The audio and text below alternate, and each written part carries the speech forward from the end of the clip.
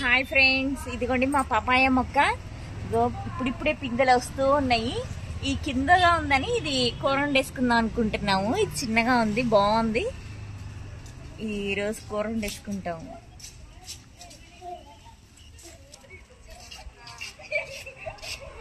ఇదిగో ఫ్రెండ్స్, ఇక్కడ పూలు వచ్చినాయి, బాగా వస్తున్నాయి. ఇలాగే అవి నెమ్మదిగా కాయలు అయిపోతూ ఉంటాయి అన్నమాట.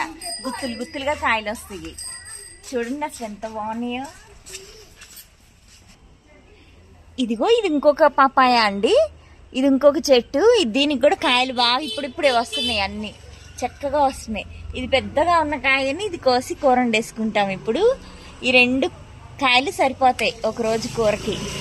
ఇది ఆర్గానిక్ గా పెంచుతున్నాం కాబట్టి బాగా బాగుంటది కూర, అయితే టేస్టీగా ఉంటది అనమాట. ఇదిగో చూడండి, ఇంకా దీనికి చాలా ఫ్లవర్స్ అన్ని వచ్చినాయి, పిందెలు. ఇలా చక్కగా పిందెలు ఇలా వస్తాయి అనమాట. కొన్ని ఇలా పోతాయి, ఇంకా అవి వదిలేయటమే మనం. కానీ మిగిలిన వాటన్నిటికీ చక్కగా వస్తాయి కాయలు.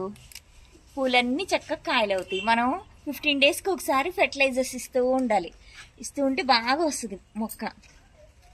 ఇదిగోండి పాపాయ. ఇది ఇంకొకటి చిన్నది, బుడ్డిది. పెద్దగా అవుతుందని దీన్ని ఇలా ఏం చేసాము, ఇలా చక్కగా వస్తూ ఉంటాయి. మనం పచ్చిగా ఉన్నప్పుడు కూర వండే